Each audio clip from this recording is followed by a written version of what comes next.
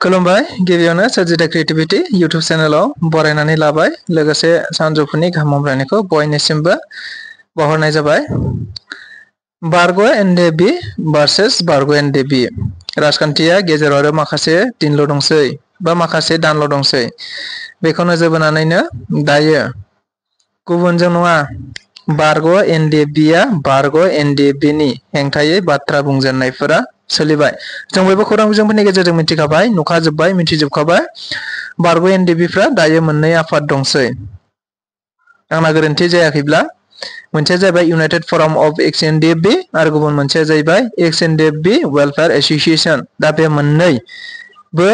आफादा बारग' एनडिएफबि फोरनिनो आफाद। बे मोननै आफादा दायो खौसे जायालाफानो गावजों गाव सोंखारिलायनाय बखिलायनाय आरो गावजों गाव बाथ्रा दान्थेलायनाया सोलिजेनबाय।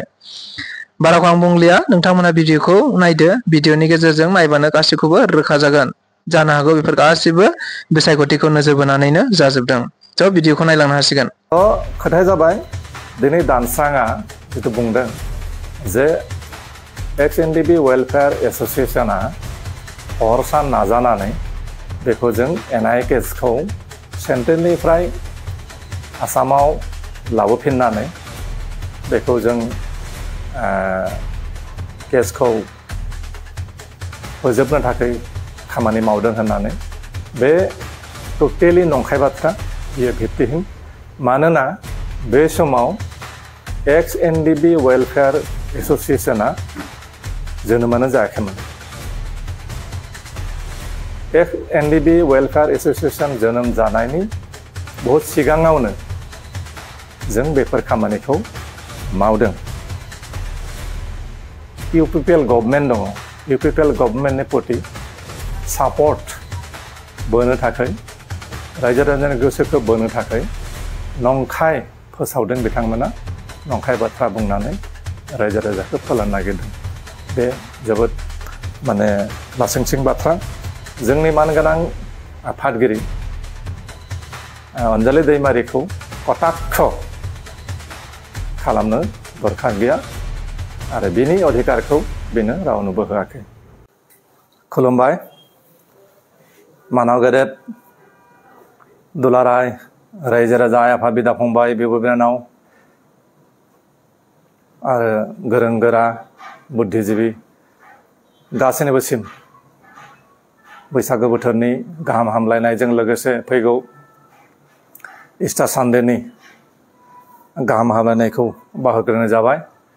आरो दुलाराय रायजो राजाफोरनिसिम जों मिथिहोनो सानदोंदि थांनाय साननैसो सिगां एक्स एनडिएफबि वेलफेयार एसोसिएशन मुंनि मोनसे आफादा मोनसे प्रेस मिट होदोंमोन। बे प्रेस मिटनि सायाव जों मोनसे खेंफोरथि होनो सानदों। रायजो राजानि खाथियाव जों क्लियारिफिकेसन खालामनो सानदों बेनि नंगुबै बेनि रियेलिटिखौ। दा जों इउनाइटेड फराम अफ एक्स एनडिएफबि आफादा दाजेननायनिफ्राय जोंनि एक्स एनडिएफबि फोरनि जि जेंना आरो जोंनि मुंख्लं नखरफोरनि जेंना जोंनि वेलफेयारफोरनि जेंना गोबां जेंनाफोरखौ लानानै जों खामानि मावदों आरो जों सरकारखौ नारसिनदों। आसाम सरकारखौबो जों नारसिनदों बिटिसि सरकारखौबो जों नारसिनदों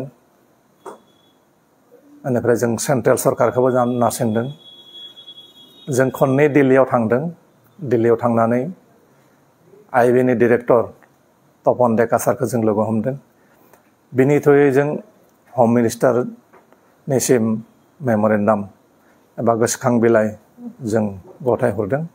प्राइम मिनिस्टारसिम जों गोसोखां बिलाइ गथायहरदों। बिनि अनगायैबो जों आसामनि चिफ मिनिस्टार मानगोनां हेमन्त बिश्व शर्माजोंबो जों सावरायदों।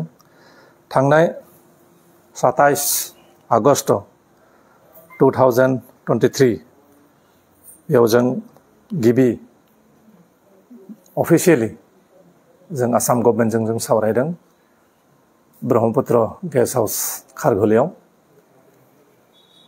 बे समाव आबसुआबो थाफादों आरो जों जोंनि जेंनाफोरखौ लानानै जों सावरायदों बेनि उनाव जों 3/5 माने 3/5/2024 बे खालिबो जों डक्टर हिमन्त बिश्व शर्मा जों सावरायदों बेयो बाक्सा जिल्लानि सिखिरि गेस्ट हाउसआव बे समाव मानगोनां बिटिसिनि चिफ प्रमद बर' बिथाङाबो दंमोन बेहाय जों जोंनि जेंनाफोरखौ लानानै सावरायदों जोंनि केसफोरखौ लानानै सावरायदों जों स्पेसियेलि बे समाव जों NIA केस आरो भुटानाव थानाय जोंनि केस बेनि सोमोन्दै गुरुत्व होनानै जों सावरायदों बैखालिनो मानगोनां डक्टर हिमन्त बिश्व शर्माया बुंदों प्रमद बर'खौ बिथोन होदों जे गांसे लेटार लिरना हो भुटान गभर्नमेन्टनो जायफोरा भुटानाव दङ बिथांमोनखौ रिलिज खालामनायनि बागै बेनिफ्राय आं थांगासिनो दं आं थांनानै गुवारै सावरायहैगोन होननानै बिथाङा बिथोन होदों आरो बे मथेनो भुटाननिफ्राय जोंनि जि 6 जन जोंनि दावहारु लोगोफोर दंमोन बेखौ जों रिलिज खालामनो हादों बेखौबो जों इउनाइटेड फराम अफ एक्स NDB आनो गभर्नमेन्टखौ नारसिननानै बेखौ जों साक्सेस जानो हादों बेनि अनगायैबो नेपालाव सासे दङ बे केसनि सोमोन्दै बे सावरायदों केसा फुएल मुंनि सासे जोंनि केडार दाबो नेपालनि जेलाव दङ बिथांखौबो इन्टारनेसनेलि माने मा राहाजों जों रिलिज खालामनो हागोन बेनि सोमोन्दै जों सावरायदों आरो 28 आगस्ट 2024 माने बेखालिबो जों चिफ मिनिस्टारजों जों सावरायदों आरो चिफ मिनिस्टारा बिथाङा खोथा होदों थाबैनो जों गासै अफिसियेल्सखौ लानानै गासै पुलिसनि आरो सेक्रेटारियेट लेभेलनि गासैखौबो लानानै थाबैनो सावरायगोन होननानै बिथाङा खोथा होदों आरो बेबायदिनो नेक्स्ट टाइम फैयै 21 सेप्टेम्बर 2024 बेखालि all Assam government officials bureaucrats chief minister खौ लानानै जों सावरायदों बेखालि मानगोनां स्पिकार जोंनि बिश्वजित दैमारी सार बिथाङाबो दंमोन केबिनेट मिनिस्टार उर्खा गरा ब्रह्म बिथाङाबो दंमोन बेनिफ्राय आबसुनि प्रेसिडेन्ट दिपेन बर' बिथाङाबो दंमोन बेनिफ्राय रनज पेगु मिनिस्टार सार बिथाङाबो दंमोन बैखालिनो फारि फारि गासै पइन्टफोरखौ लानानै सावरायनाय जादों आरो बैखालिनो डिसिसन जादोंमोन जे जितु NIA केसनि सोमोन्दै जों सावरायनायाव बिथां चिफ मिनिस्टारा बुंदों जे मोनसे अपसन दङ जे सेन्ट्रेलनिफ्राय NIA जिहेतु सेन्ट्रेलनि केस बे सेन्ट्रेलनिफ्राय स्टेटआव जों लाबोफिननो हायो जे स्टेट जुडिसियारिनि सिङाव लाबोनानै बिथांमोननि केसखौ जों लासै लासै फोजोबनोसै होननानै बिथाङा बुंदों आरो सेक्रेटारिफोरखौ बेखौ माइ नट्स बिथाङा बिथोन होदों बेबायदिनो बैखालिनो गासै केस जोंनि साख्रि बाख्रि बेलायावनो जा बेनिफ्राय गटे नर्थ इस्टआव जोंनि केस थानाय आसाम नागालेण्ड मणिपुर मिजोराम अरुणाचल मेघालय वेस्ट बेंगल गासै केसफोरखौ बोरै उइथड्र खालामनो हागोन मा सिस्टेमजों खालामनो हागोन बेनि बागैबो जों गुवारै सावरायदों आरो सावरायनाय मथे बैखालिनो गभर्नमेन्ट मोनसे डिसिसन बे मोनसे फाइनेल डिसिसन लादों लानानै बे NIA केसखौ आसामाव लाबोफिननानै बेखौ सल्भ खालामनायनि निष्पत्ति खालामनायनि डिसिसनखौ आसाम गभर्नमेन्टआ बे खालिनो लादों आरो फैनानै बे मथे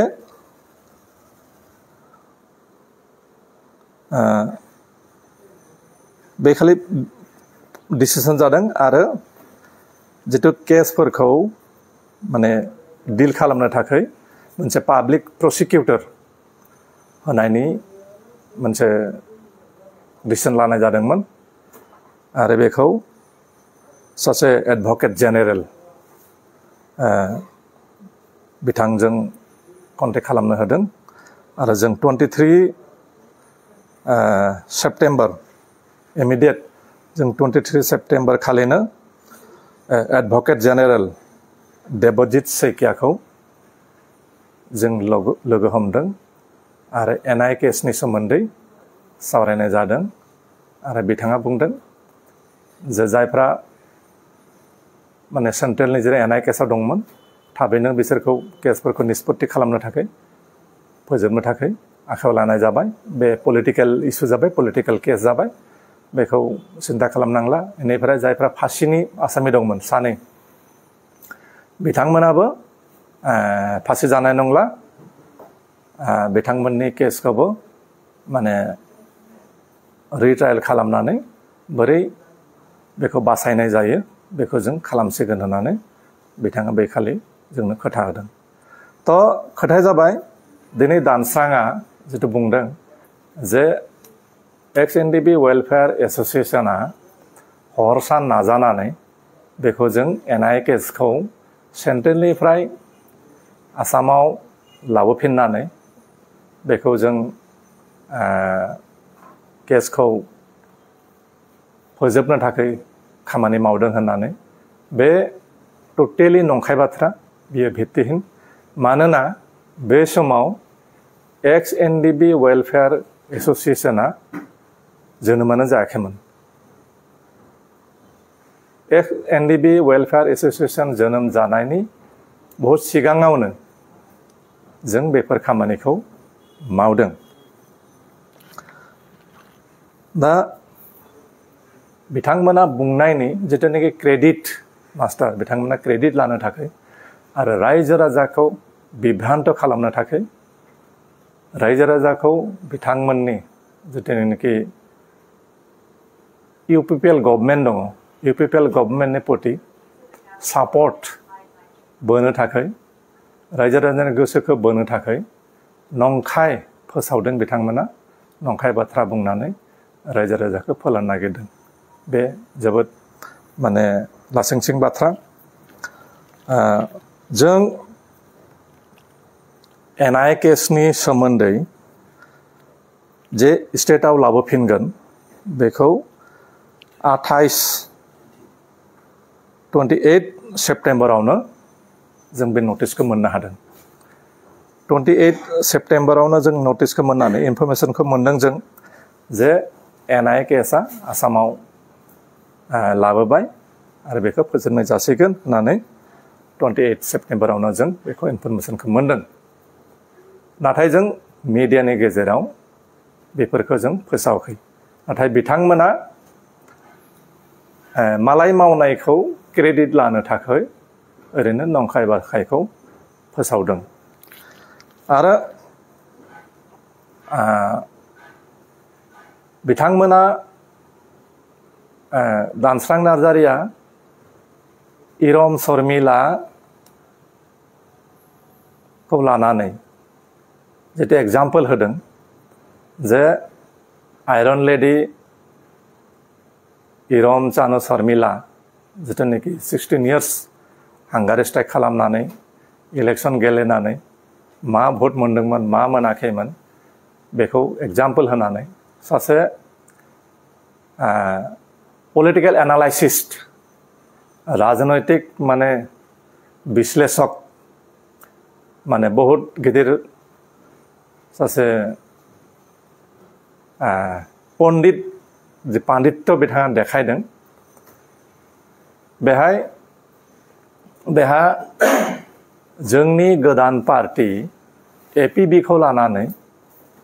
बिथाङा खर' सानांगौ जेबो गैया। बिथाङा गावनि आका